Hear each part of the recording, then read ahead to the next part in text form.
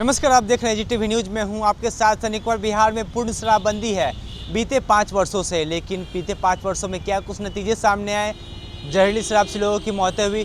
तमाम चीज़ों को लेकर मुख्यमंत्री ने हाल ही में एक हाई लेवल मीटिंग की थी। उसके बाद कुछ नए गाइडलाइन जारी किए गए। लेकिन आपको बता दें कि इन दिनों लगातार जो है पटना पुलिस हो या फिर पूरे बिहार की पुलिस हो, लगातार छापेमारी कर रही है और जो सप्लायर है शराब के उसे पकड़ने के लिए लगातार कोशिश जारी है और तलाशी जारी है। ऐसे में बता दें कि कल की बात की जाए तो राजधानी पटना के कई होटल्स में छापेमारी की गई। आपको बता दें कि इसी क्रम में रामकृष्ण नगर थाने की बात की जाए तो रामकृष्ण नगर थाना अंतर्गत एक होटल में घुसकर जबरन तरीके से शादी समारोह में पटना पुलिस ने तलाशी ली। सिर्फ इतना ही नहीं, महिला कांस्टेबल के बिना दुल्हन के कमरे में घुसना, उसकी तलाशी लेना कहाँ तक जायज़ है। शायद दरोगा जी को यह नहीं पता कि कैसे महिला के कमरे में घुसा जाता है। बिना महिला कांस्टेबल के नहीं जा सकते। लगता है उन्होंने कानून को भूलने का काम किया है। ऐसे में बता दें कि जगदानंद सिंह जो कि राजद के प्रदेश अध्यक्ष हैं, उन्होंने प्रतिक्रिया दी है और बिहार में कैसी शराबबंदी है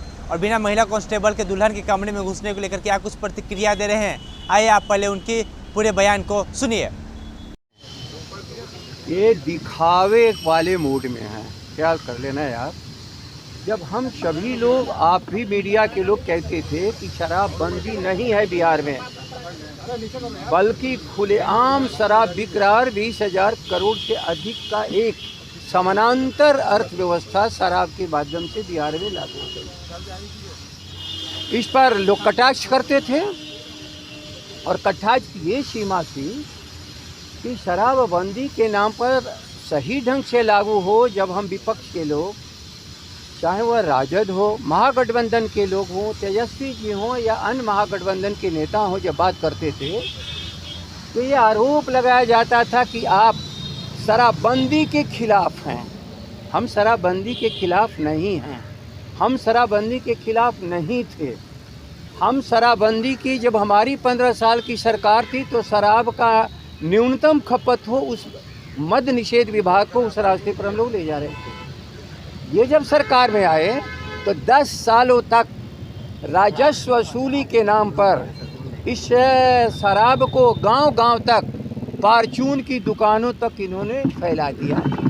और जब हम लोग उस समय विधानसभा में भी कहते थे कि कृपया करके शराब का विस्तार मत करो, तब इनका क्या कहना था, भाजपा के लोगों का, जदयू के लोगों का, हम इसी शराब से राजस्व उगाही करते हैं। हम स्कूलों में बच्चों को ड्रेस देते हैं, बच्चियों को हम साइकिल देते हैं। हम राजस्व उगाही बंद नहीं कर सकते। लेकिन जब 15 में हम लोग के साथ सरकार बनी तो हम लोग की मांग वही थी कि आप गांव-गांव में हमारे गरीबों को शराब पिलाना, नौजवानों को शराब पिलाना मत सिखाओ। हमारा गांव बर्बाद हो रहा है, हमारे नौजवान बर्बाद हो रहे हैं। ये मजाक उड़ाते थे। लेकिन जब हम लोग के दबाव में शराबबंदी हुई तो भाजपा के सारे वो व्यापारी जिनसे ये राजस्व की उगाही करते हैं, एक समानांतर व्यवस्था नीतीश के साथ मिलकर के इस बिहार में लागू कर दिया। जब ये लगातार हम लोग सरकार से हटने के बाद फिर जब भाजपा और इनकी सरकार बन गई तो उस काम को चला रहे हैं। और उस हद तक, अब याद रखें, दुल्हन के कमरे तक कोई नहीं जाता है। परिवार के लोग भी जब शादी की प्रक्रिया शुरू हो जाती है तो सड़कों पर नाचने वालों को यदि तुम शराब पीना हुआ समझते हो तो पकड़ लो।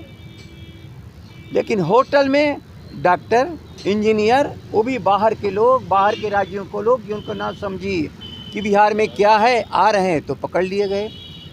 लेकिन नीतीश कुमार जी, आप बता दो, ये पूरे भरे हुए ट्रक पर जब पकड़ा जा रहा है शराब,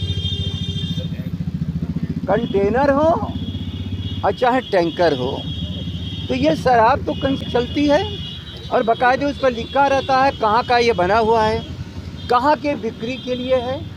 आप वहाँ तो क्यों नहीं जाते हो? यदि वहाँ तुम सोर्स पर जाओगे तब माफिया पकड़ में आएगा। जिस दिन माफिया लोगों को पकड़ने लगोगे उस दिन तुम स्वयं पकड़ में आ जाओगे। यही खतरा है, क्योंकि माफियाओं के पोषण आप कर रहे हो। और इसका सबसे बड़ा सबूत क्या है? ये जो पाठक जी अभी बने हैं, इस विभाग के। तो आपने सुना साफ तौर पर जो जगदानंद सिंह अपनी प्रतिक्रिया दे रहे हैं और साफ तौर पर कह दिया है यह जो बंदी है यह दिखावे की बंदी है, नहीं तो पटना पुलिस को सब कुछ पता है, फिर भी ऐसे लोगों पर ही क्यों कार्रवाई की जा रही है जो छोटे लोग हैं, बड़े लोगों पर क्यों नहीं की जा रही है कार्रवाई। देखने वाली बात होगी कि शराबबंदी बिहार में कैसे सफल होगा, लेकिन जिस तरीके से पटना पुलिस ने कल कारनामा किया, महिला के कमरे में घुसना, खासतौर पर दुल्हन के कमरे में घुसना, वो भी बिना किसी महिला कांस्टेबल के, ऐसे हम समझ सकते हैं पटना पुलिस कितना बढ़िया काम कर रही है। इसी अंदाज़ा लगाने में ज़्यादा वक्त आपको भी ना लगेगा। तो आप ऐसी खबरों के लिए बने रहें AGTV के साथ। फिलहाल के लिए इतना ही, धन्यवाद।